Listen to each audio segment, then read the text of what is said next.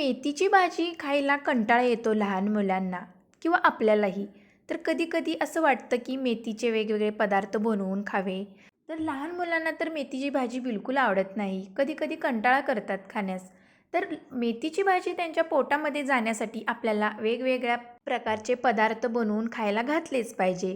तर मी असाच एक पदार्थ बनवते, तो म्हणजे मेथीचे थालीपीठ. जेणेकरून लहान मुले आवडीने खातील आणि त्यांच्या पोटामध्ये मेथीची भाजीही जाईल आणि आरोग्यही चांगले राहील.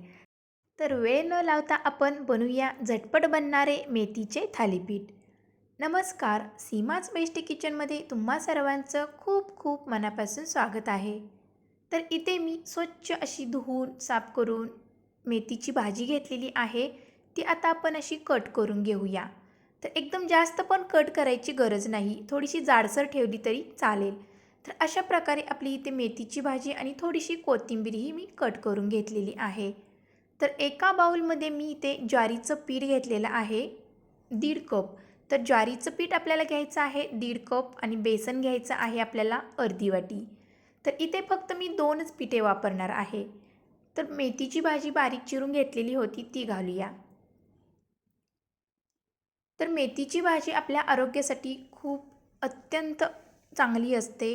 म्हणून इथे मी मेथीची भाजी घेतलेली आहे आणि बारीक चिरलेली कोथिंबीर. आणि थालीपीठ म्हटलं की कांदा आलाच. कांद्याशिवाय थालीपीठ अधुरं आहे. त्यामुळे मी इथे कांदा बारीक चिरून घेतलेला आहे. थोडासा मोठा ठेवलेला आहे. थालीपीठमध्ये कांदा मोठाच असतो आणि लसूण ठेचलेला घेतलेला आहे. भरपूर असा लसूण आणि कांद्याचा वापर करायचा आहे. हिंग घातलेला आहे अर्धा चमचा.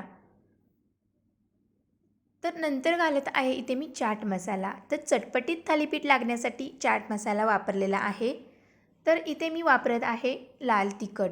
जर तुम्हाला हिरवी मिरची घालायची असेल तर तुम्ही इथे हिरवी मिरचीचाही वापर करू शकता. तर लाल मिरची वापरलेली आहे 1 चमचा आणि चवीनुसार मीठ वापरलेलं आहे.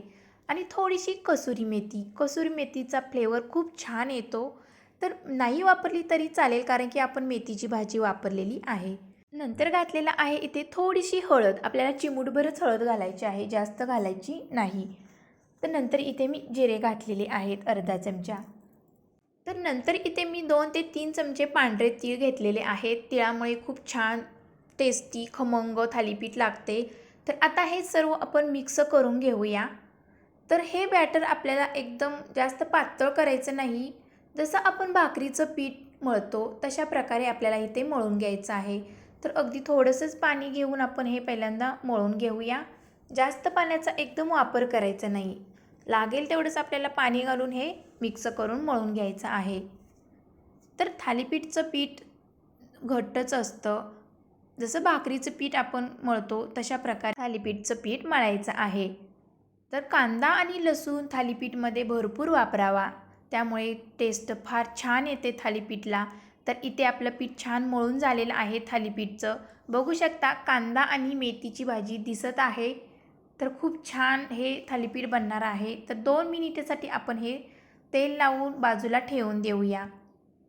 तर तेल 1 चमचा घातलेला आहे. तर आता हा गोळा एकसारखा करून बाजूला ठेवून देऊया.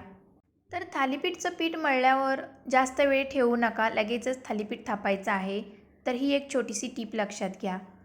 तर इथे मी एक प्लॅस्टिकचा कागद घेतलेला आहे. तर मी ते आज कापड वापरणार नाही, तर प्लॅस्टिकचा कागद वापरणार आहे थालीपीठसाठी. तर आता तेल लावून एकसारखं मी स्प्रेड केलेलं आहे. तर आता आपल्याला जेवढं थालीपीठचा आकार बनवायचा आहे तेवढा तुम्ही इथे गोळा घेऊ शकता. गोळा असा हातावरती घेऊन एकसारखा करून घ्यायचा आहे आणि कागदावरती थापायचा आहे. तर पाण्याचा हात इथे लावायचा नाही. तर मी आज इथे तेलाचा हात लावून थापत आहे. पाण्याचा जर हात लावला तर हे बॅटर थोडंसं पातळ सैलसर होईल. म्हणून इथे मी तेलाचा वापर करत आहे. तर थोडंसं तेल हाताला लावून आपल्याला एकसारखं हे थालीपीठ थापून घ्यायचं आहे.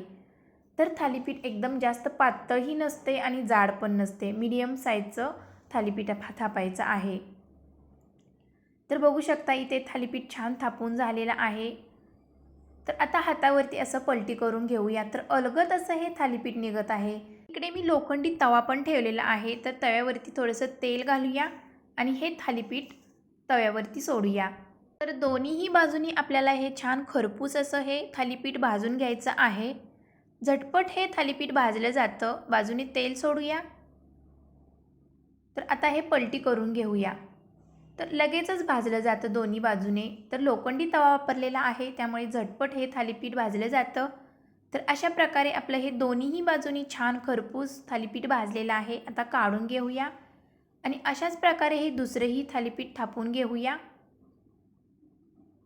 तर मस्त असं हे पीठ पण छान भिजलेलं आहे आणि कांदा आणि मेथी दिसत आहे, त्यामुळे खूप छान टेस्टी लागणार आहे थालीपीठ. तर लहान मुले आवडीने खातील आणि टिफिनसाठी पण हे थालीपीठ तुम्ही बनवून देऊ शकता. मेथीची भाजी खायचा कंटाळा आला असेल तर अशा प्रकारे तुम्ही थालीपीठ बनवून तुम्ही मुलांच्या डब्यासाठी देऊ शकता. तर इथे आपलं थालीपीठ मस्त बनवून झालेलं आहे, थापून झालेलं आहे. तर हेही थालीपीठ काढून घेऊया आणि तव्यामध्ये सोडूया. तर किती मस्त असं अलगद हे निघतंय बघू शकता. तर लोखंडी तव्यामधल्या भाज्या असो किंवा धपाटी, चपात्या, भाकरी असो, याच्यामध्ये जर आपण भाजलं, बनवलं तर खूप छान टेस्टी खमंग लागतात. म्हणून लोखंडी तव्याचा वापर जरूर करा. तर अशा प्रकारे आपलं दोन्हीही बाजूनी छान असं हे खरपूस थालीपीठ भाजलेलं आहे. तर कलर पण किती मस्त आलेला आहे बघू शकता थालीपीठचा. तर जास्त तेल लावायची गरज नाही, कमी तेलामध्येही थालीपीठ छान लागते. तर मस्त असं हे खरपूस भाजलेलं आहे. आता हेही थालीपीठ काढून घेऊया. तर इथे सर्व आपली थालीपीठ तयार झालेली आहेत. तर खमंग आणि खरपूस अशी थालीपीठ मेथीची बनलेली आहेत. तर किती लुसलुशीत बनलेली आहे बघू शकता तुम्ही. झटपट बनणारं थालीपीठ तयार आहे. तर कांदा आणि मेथीची भाजी किती छान दिसत आहे वरतून. कारण की हे थालीपीठ खूप पौष्टिक आहे आपल्या आरोग्यासाठी. कारण की यामध्ये मी ज्वारीचं पीठ वापरलेलं आहे. मेथीची भाजी, तीळ हे आपल्या आरोग्यासाठी खूप चांगलं असते आणि जेणेकरून लहान मुलासाठी तर खूप चांगलं आहे. तर मऊ लुसलुशीत हे थालीपीठ झालेलं आहे. तर वरती आपण थोडंसं लोणचं ठेवूया. तर तुम्ही इथे दही पण वापरू शकता. म्हणजे दह्यासोबतही हे थालीपीठ खाऊ शकता किंवा लोणच्यासोबत खाऊ शकता. तर अशा प्रकारे मी मुलांच्या आवडीचा पदार्थ बनवलेला आहे. मुलांच्या टिफिनसाठी हे थालीपीठ तयार झालेलं आहे. तर ही रेसिपी तुम्हाला कशी वाटली? जर माझी रेसिपी आवडली असेल तर चॅनेलला माझ्या लाईक, शेअर, सबस्क्राईब जरूर करा. तर भेटूया अशाच नवनवीन रेसिपीमध्ये. तोपर्यंत मस्त खा आणि स्वस्त राहा. Bye bye.